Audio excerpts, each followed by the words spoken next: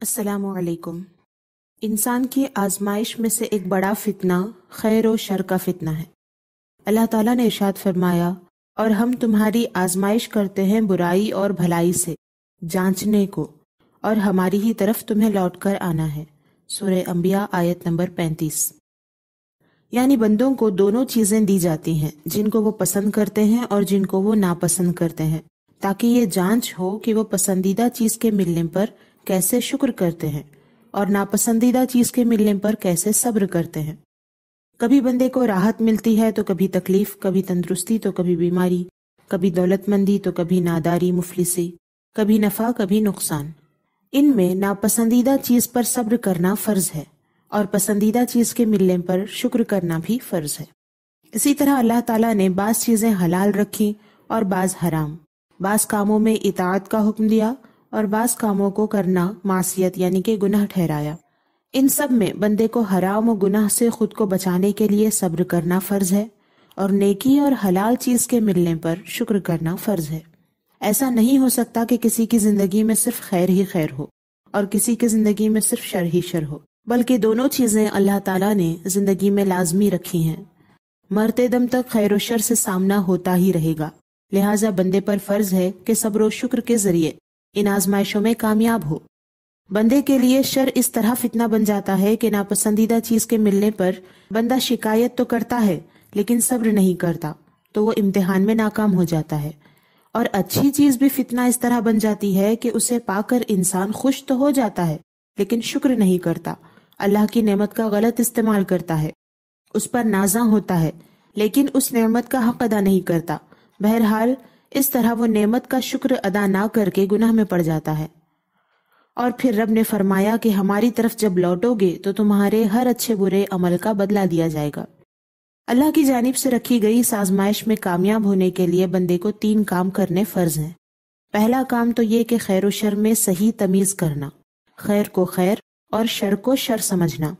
اگرچہ کسی چیز کو اپنانے یا چھوڑنے میں وقتیہ تکلیف ہو، لیکن اچھائی کو اچھائی اور برائی کو برائی ہی سمجھنا ضروری ہے، کیونکہ اپنی سہولت کے نام پر اچھائی اور برائی میں فرق نہ کرنے والے ہلاک و برباد ہو جاتے ہیں۔ حضرت عبداللہ بن مسعود رضی اللہ تعالیٰ عنہ کا فرمان ہے، جس نے اپنے دل سے اچھائی کو اچھا نہ سمجھا اور برائی کو برا نہ سمجھا، وہ شخص ہلاک ہو گیا۔ حوالہ شعب الایمان۔ اچھائی اور برائی میں اس تمیز کے لیے حلال و حرام کا صحیح علم ہونا ضروری ہے۔ علم کے بغیر کسی چیز کے اچھے یا برے ہونے کا فیصلہ کرنا نفس کی خواہش کی بنیاد پر ہوگا، جو کہ شیطانی راستے پر لے جائے گا، کیونکہ نفس و طبیعت میں کبھی ایسا ہوتا ہے کہ اچھی چیز بری معلوم ہوتی ہے اور بری چیز اچھی معلوم ہوتی ہے۔ اس لیے اللہ تعالیٰ نے فرمایا، اور قریب ہے کہ کوئی بات تمہیں بری لگے اور وہ تمہارے حق میں بہتر ہو، اور قریب ہے کہ کوئی بات تمہیں پسند آئے اور وہ تمہارے حق میں بری ہو، اور اللہ جانتا ہے اور تم نہیں جانتے۔ سورہ بقرہ آیت نمبر 216۔ اس لیے اتنا علم دین حاصل کرنا سب پر فرض ہے جتنے کی ضرورت پڑتی ہے۔ اگر کسی کام کی ضرورت پڑے اور اس کے بارے میں علم نہ ہو تو علم والوں سے پوچھ کر معلوم کرنا فرض ہے۔ اے لوگو، علم والوں سے پوچھو اگر تمہیں علم نہیں۔ سورہ نحل آیت نمبر 43۔ اچھائی برائی میں تمیز کرنے کے بعد دوسرا کام یہ ہے کہ اچھائی کو حاصل کرنے اور برائی سے بچنے میں صبر و شکر سے کام لیں۔ آسانی اور نیکی کے حاصل ہونے پر شکر کریں، برائی اور گناہ سے بچنے میں صبر کریں۔ نبی اکرم صلی اللہ علیہ وسلم کا ارشاد ہے، ایمان کے 2 حصے ہیں، آدھا صبر ہے اور آدھا شکر ہے۔ حوالہ شعب الایمان۔ نبی اکرم صلی اللہ علیہ وسلم نے ارشاد فرمایا، جسے 4 چیزیں عطا کی گئیں اسے دنیا اور آخرت کی بھلائی عطا کی گئی: شکر کرنے والا دل، اللہ تعالیٰ کا ذکر کرنے والی زبان، مصیبت پر صبر کرنے والا بدن، اس کے مال اور عزت میں خیانت نہ کرنے والی بیوی۔ حوالہ معجم الکبیر للطبرانی۔ صبر و شکر کرنے کی صورت میں نعمت میں اضافہ ہوتا اور مشکل آسانی سے بدل جاتی ہے، اور اس کے برخلاف صبر و شکر نہ کرنے کی صورت میں نعمت کے لوٹ جانے اور اس کے بدلے عذاب میں مبتلا کیے جانے کا خطرہ ہے۔ اللہ تعالیٰ نے فرمایا، اگر احسان مانو گے تو میں تمہیں اور دوں گا، اور اگر ناشکری کرو گے تو میرا عذاب سخت ہے۔ سورہ ابراہیم آیت نمبر 7۔ حدیث مبارکہ میں ہے کہ جب اللہ تعالیٰ کسی قوم کو نعمت عطا فرماتا ہے تو ان سے شکر کا مطالبہ فرماتا ہے۔ اگر وہ اس کا شکر ادا کریں تو اللہ تعالیٰ انہیں زیادہ دینے پر بھی قادر ہے، اور اگر وہ ناشکری کریں تو وہ اس بات پر بھی قادر ہے کہ اپنی نعمت کو ان پر عذاب سے بدل دے۔ حوالہ شعب الایمان۔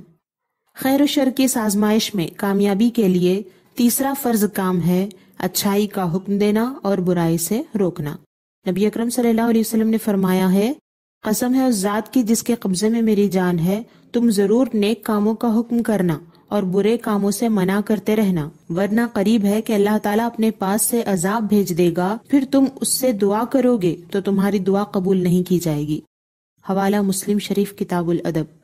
دوسروں کو برے کام سے روکنے کے درجات میں ہر شخص اپنی طاقت کے مطابق یہ ذمہ داری ادا کرے، یہ ہر ایک پر لازم ہے۔ رسول اللہ صلی اللہ علیہ وسلم نے فرمایا کہ جو شخص تم میں سے کسی برائی کو دیکھے تو چاہیے کہ اس کو اپنے ہاتھ سے بدل ڈالے، یعنی اپنی طاقت سے برے کام کو روک دے۔ اگر اتنی طاقت نہ رکھے تو زبان سے منع کرے، یعنی یہ کہہ دے کہ یہ کام غلط ہے، گناہ ہے، اسے چھوڑ دو۔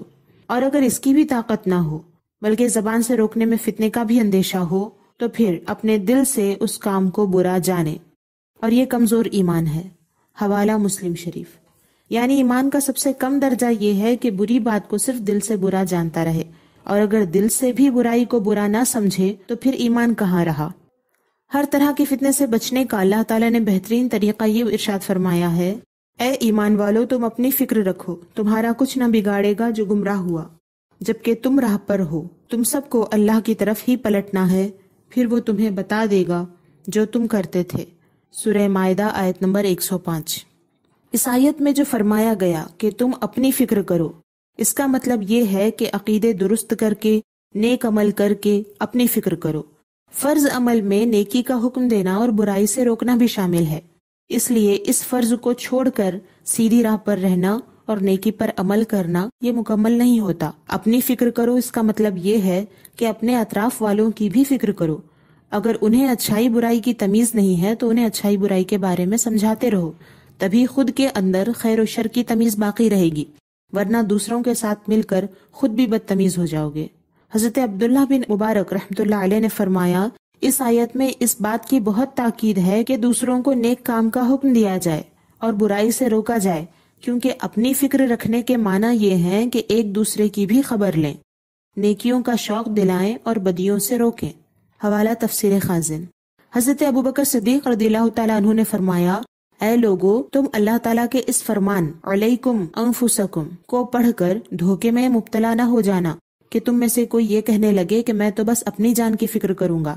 اللہ تعالیٰ کی قسم تم ضرور نیکی کا حکم دو اور برائی سے منع کرو، ورنہ تم پر شریر لوگ حکمران بن جائیں گے جو تمہیں بڑی سخت تکلیفیں پہنچائیں گے، پھر تمہارے نیک لوگ دعا کریں گے بھی تو ان کی دعا قبول نہ کی جائے گی۔